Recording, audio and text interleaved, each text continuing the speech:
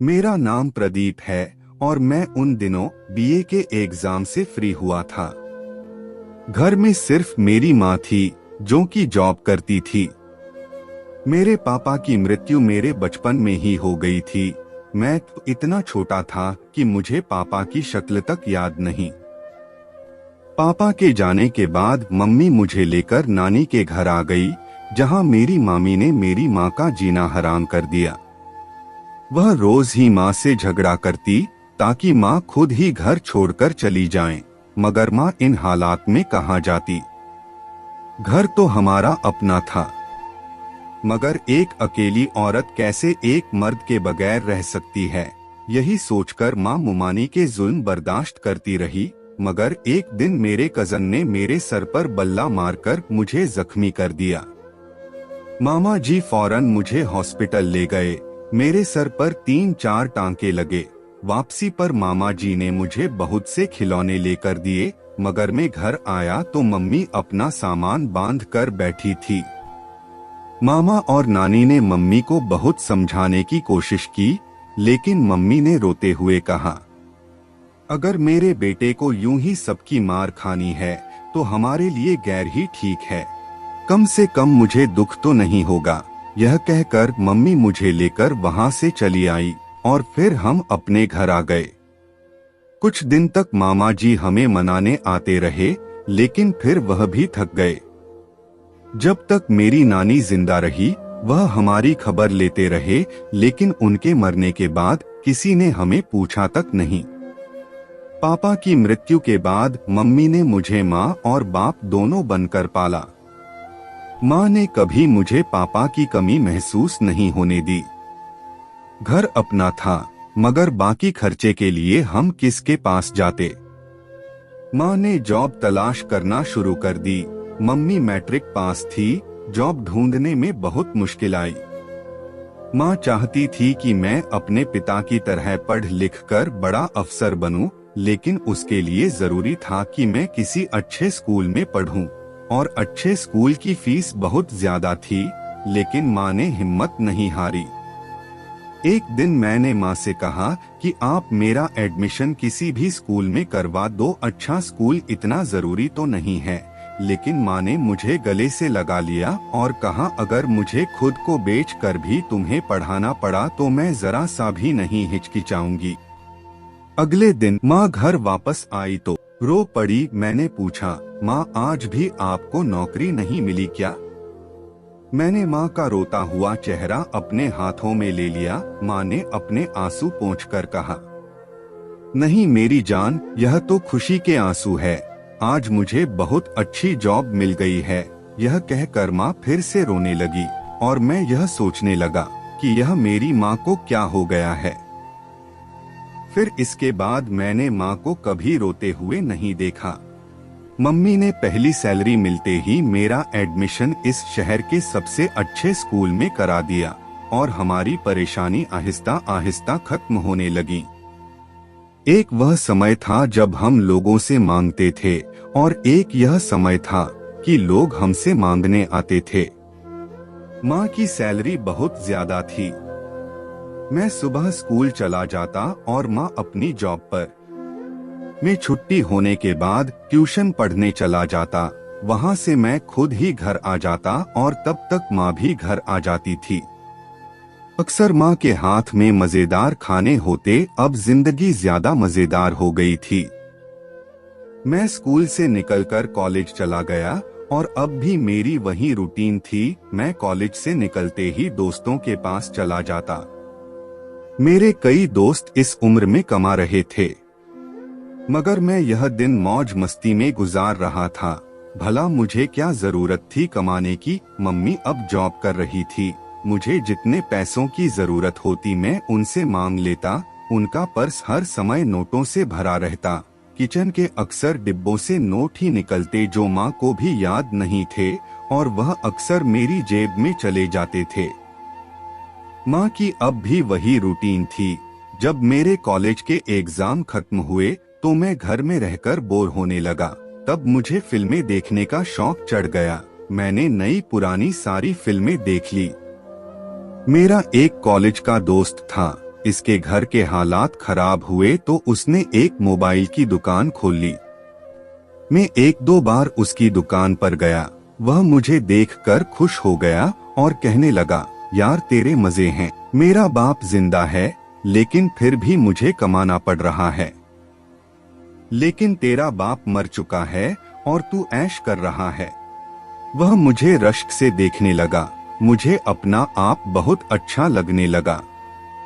मैंने दिल में माँ का धन्यवाद किया कि माँ ने मुझे इन टेंशन से दूर किया हुआ है। मैं सोचता था ऐसी माँ ऊपर वाला सबको दे, मगर मुझे नहीं पता था कि कुछ दिन बाद में अपनी माँ से इतनी नफरत करने लगूंगा। मैं कुछ दिन बाद फिर से अपने दोस्त की दुकान पर था। मैंने उससे नई फिल्मों की लिस्ट मांगी और उसने एक लंबी सी लिस्ट मेरे सामने रख दी। मेरा दोस्त जो इस समय मोबाइल में वीडियो देख रहा था, कहने लगा, यार देख कैसा जमाना आ गया है। यह आंटियां भी आजकल कोठे पर जाने लगी है। पूरे कोठे पर छापा लग गया है। देख न्यूज आ रही है। मैं यह सुनकर हंस दिया। तुझे क्या पता आजकल आंटियों की भी बड़ी डिमांड है। मैंने उसे आंख मारी तो वह हंसने लगा। दुकान में उस समय एक शरीफ आदमी खड़ा था जो अपना मोबाइल ठीक करवाने आया था। वह हमारी बातें सुनकर कहने लगा, बेटा किसी के बारे में ऐसी बातें नहीं करते, हो सकता है उनकी कोई मजबूरी हो। आखिर यह भी तो किसी की माँ बहन होगी। यह सुनकर मैं जोर जोर से हंसने लगा। रहने दीजिए आप, कोई मजबूरी इज्जत से बढ़कर नहीं होती। इस आंटी को खुद ही शौक होगा अपने हुस्न के जलवे दिखाने का। मैंने हंसते हुए दोस्त के मोबाइल की तरफ देखा और फिर मेरी हंसी को ब्रेक लग गया, क्योंकि उन कोठे वाली लड़कियों में मेरी अपनी माँ भी थी। यह देखकर मेरी सांसें रुकने लगी। मुझे नहीं पता कि मैं घर कैसे पहुंचा। बस इतना याद था कि मैं रो रहा था। इस रात माँ देर से घर आई। वह खाना होटल से पैक करके ले आई थी। मैं कंबल में मुंह छुपाए लेटा हुआ था। ऐसा पहली बार हुआ कि माँ घर आई और मैं खामोश, वरना मैं तो मम्मी के घर आते ही हंगामा मचा देता था। माँ को तंग करता, माँ के चेंज करने तक खाने की मेज सजा देता था और फिर हम दोनों मिलकर खाना खाते। लेकिन आज ऐसा नहीं हुआ।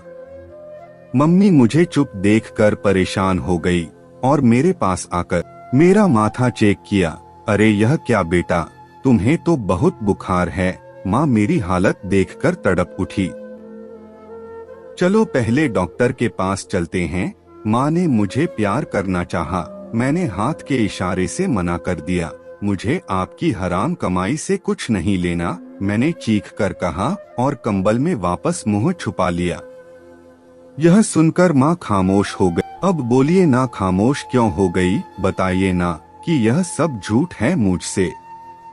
माँ का खामोश होना नहीं देखा गया। मैंने जल्दी से मोबाइल जेब से निकाला और वह वीडियो ढूंढने लगा, मगर माँ ने एकदम मेरे हाथ से मोबाइल ले लिया कि इसकी जरूरत नहीं है। चलो तुमने जो कुछ भी देखा है वह सब सच है। माँ ने अपनी आंखें झुका ली। मैं माँ को बेयकीनी से देखने लगा। काश माँ कह देती कि बेटा यह सब झूठ है, यह मैं नहीं हूँ। मगर मेरा सारा भरम और मान टूट गया था। मैं जैसे बिखर सा गया। मैंने माँ से पूछा, माँ जब आप पकड़ी गई थीं, तो आप कैसे बचकर आई वहाँ से? माँ ने मुझे बताया, वहाँ कोठे पर मेरा एक अमीर आदमी के साथ संबंध था। उस आदमी ने मुझे वहाँ से किसी ना किसी तरह निकाल ही लिया। काश माँ आप उस समय मुझे भूखा मरने देती, मगर यह पाप ना करती। मैंने अपनी माँ की तरफ नफरत से देखा।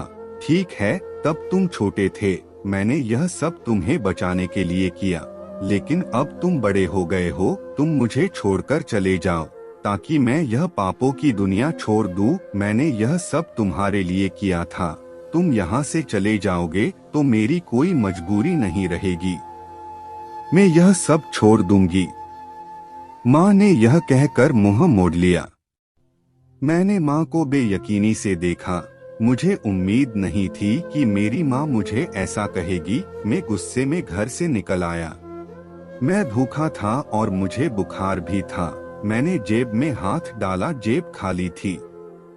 माँ की वह वीडियो देखकर मैं इतने गुस्से में आ गया था कि मैंने मम्मी की किसी चीज को भी हाथ तक नहीं लगाया। मैं बेमतलब घूमता रहा। अचानक मुझे अपना दोस्त याद आया। मैं उसकी दुकान पर गया। मैंने उसे कुछ नहीं बताया, बस इतना कहा कि मुझे कुछ पैसे दे दो, मैं तुम्हें कल लौटा दूंगा। लेकिन वह कहने लगा, हम तुम्हारे जैसे खुशनसीब कहाँ। अभी तुम्हारे आने से पहले मेरे पिताजी सारी कमाई उठाकर ले गए। वह यह कहकर हंसने लगा और मैं उसकी दुकान से बाहर निकल आया। मैं उससे यह तक नहीं कह सका कि मैं भी अब उसकी तरह बदकिस्मत हो गया हूँ। मैं गलियों में फिरता रहा। मुझसे अब भूख बर्दाश्त नहीं हो रही थी। मेरा बुखार बढ़ने लगा, मुझे चक्कर आने लगे और मैं वहीं पर गिर पड़ा। मेरे मुंह से एक 10 का नोट निकला। मैं जल्दी से उठा। मेरे कपड़े सारे मिट्टी से खराब हो चुके थे। मुझे याद आया, यह पैंट शर्ट माँ ने मुझे अपने पैसों से बर्थडे पर गिफ्ट किए थे। फिर मेरी नजर कलाई पर बंधी घड़ी पर पड़ी। यह भी माँ ने खरीद कर दी थी। मैं रोने लगा। मैं सर से पैर तक माँ का कर्जदार था और मैंने इन 20 सालों में मम्मी को क्या दिया था? कुछ भी तो नहीं, सिर्फ वह आखिरी शब्द दिए जिन्होंने मम्मी का दिल चीर दिया होगा। यह तो माँ की मोहब्बत थी कि उन्होंने मुझे पाल पोस कर बड़ा किया, चाहे जैसे भी किया। लेकिन आज मैं जो कुछ भी था माँ की वजह से था।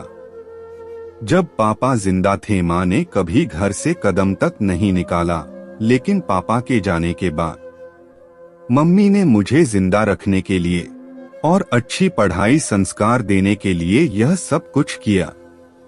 न जाने माँ ने यह सब किस दिल से किया होगा। और मैं माँ का धन्यवाद करने के बजाय उनका दिल दुखा आया। मैं वही गली में बैठ गया और मैंने सारी रात वहीं काट ली। सुबह हुई तो मैंने देखा मैं एक ऐसे घर के सामने था जो बनने जा रहा था। मैं जल्दी से उठा और मजदूरों में शामिल हो गया। मैं खाली पेट था और मुझे बुखार भी था, मगर मैंने मजदूरी शुरू कर दी। माँ ने भी मेरे खातिर क्या क्या बर्दाश्त किया होगा। माँ की तबीयत भी खराब होती तब भी वह काम पर चली जाती थी। मुझे रोना आ रहा था। मैं रोता रहा और काम करता रहा। शाम हुई तो बाकी मजदूरों की तरह मैं भी लाइन में खड़ा हो गया। ठेकेदार ने मुझे हैरानी से देखा और फिर कुछ नोट मेरी हथेली पर रख दिए। मैं सीधा बाजार गया। मैंने बाजार से माँ के लिए कुछ खरीदा और एक होटल से खाना पैक करवाया और फिर मैं सीधा घर आया और दरवाजे पर दस्तक दी। माँ ने दरवाजा इतनी जल्दी खोला जैसे दीवार के पास ही खड़ी हो। माँ ने मेरी हालत देखी तो मुझे सीने से लगा लिया।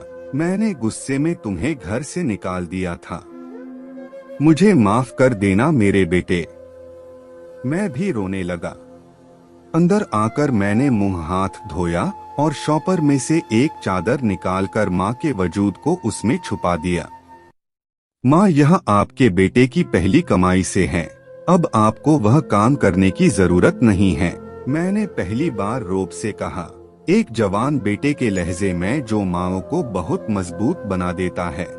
माँ ने मेरी दी हुई चादर से खुद को ढांप लिया और मेरे छाले वाले हाथों को चूम लिया। मेरी माँ ने अब उस गंदी जगह जाना छोड़ दिया और अब हम दोनों हंसी खुशी जिंदगी गुजार रहे हैं।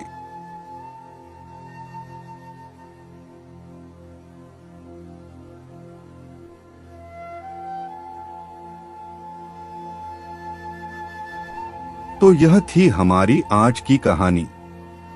उम्मीद करते हैं आपको यह कहानी पसंद आई होगी। आपको क्या कहना है इस कहानी के बारे में कमेंट करके हमें जरूर बताएं। वीडियो को लाइक करके चैनल को सब्सक्राइब कर लीजिए। साथ में घंटी को दबाकर अल पर सेट कर लीजिए ताकि आने वाली वीडियो आपको तुरंत मिले। अगली वीडियो के लिए मुझे दीजिए इजाजत, तब तक के लिए धन्यवाद।